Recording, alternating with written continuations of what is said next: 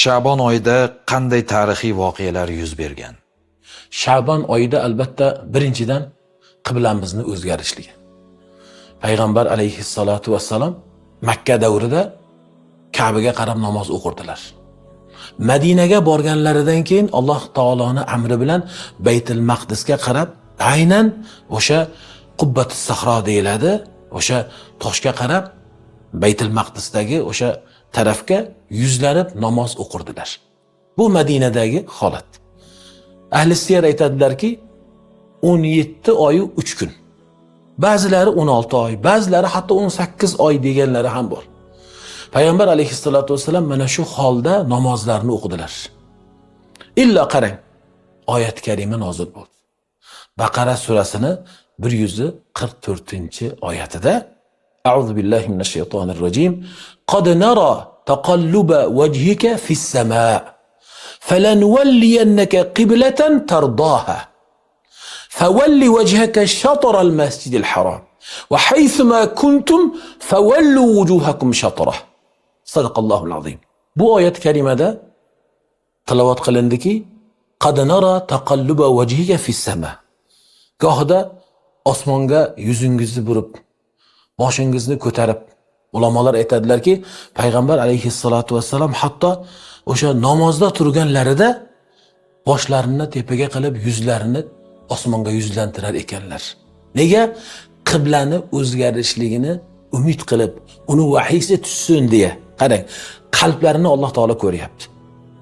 Qalblarida qiblani o'zgarishligi, ya'ni o'zlari xohlagan qibla bu Ka'ba, bu Makka. Mana shu holatni Alloh subhanahu va taolo o'zi ko'rib turganligini aytib, oyatni juda ham bir go'zalligi, payg'ambar alayhissalatu vassalamga Allohning muhabbati, oyatni qarang, eshitingki, falan walliya wajhaka qiblatan tardaha. Qiblatan tardaha ya Rasululloh. Siz o'zingiz rozi bo'ladigan qiblaga biz sizni yuzingizni burib qo'yamiz deyapti. Va shu holat bo'ldi. Payg'ambar alayhissalatu vassalam Bani Salim masjidlarida namoz o'qib turar ekanlar. Ba'zi ulamolar, masalan Buxoriyda keladi, u asr namozida edi deya.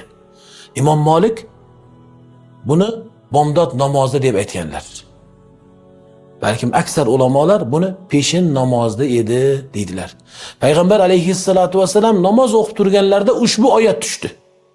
Va Allohning amri favalli wajhaka shatral masjidil haram. Ey payg'ambar alayhissalatu vassalam, endi yuzingizni qiblaga, ya'ni Ka'baga buring deya oyat tushdi va uni davomida favallu wujuhakum shatrah.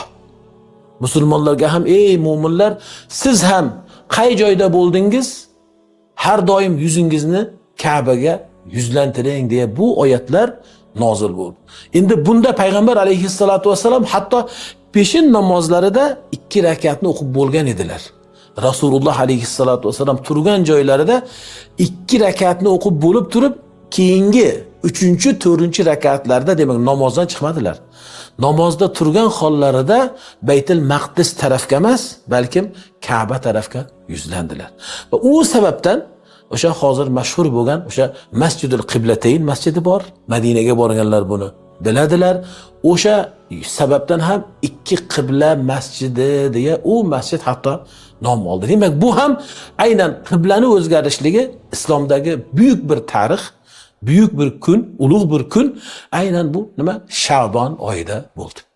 Va yana Sha'bon oyida bo'lgan buyuk voqealardan va balkim eng buyuk voqealardan Ramazon-i Sharifni ro'zasini farz qilinishligi.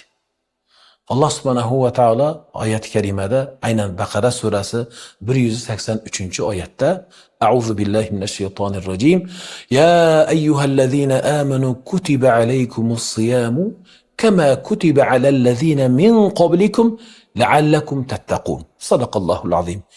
Ey iymon keltirgan ahli iymon mu'minlar, sizlardan avvalgilarga farz qilingani kabi Ramazon oyini ro'zasi farz qilindi, shoyat taqvodorlardan bo'lsangiz deya marhamat qiladi. Ushbu oyat ham mana shu holatda bu Sha'bon oyida nozil bo'lib, ro'zani farzligi bu oyatda ta'kidlandi. Va bundan tashqari yana alhamdulillah juda ham tarixiy voqealar bu Sha'bon oyida ko'p bo'lgan. Ulardan masalan ba'zi shaxslar hayotidan gapiradigan bo'lsak, Hazrati Abdulloh bin Zubayr. Hazrati Abdulloh bin Zubayr aynan Sha'bon oyini 2-kuni tug'ilganlar.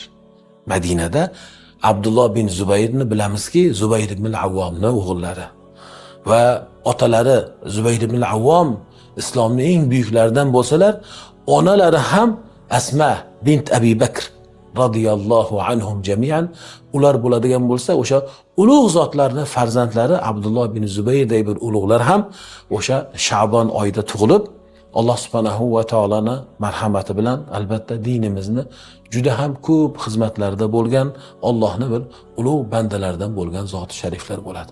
Ramazonni hayojoni mana shu Sha'bondan boshlansin.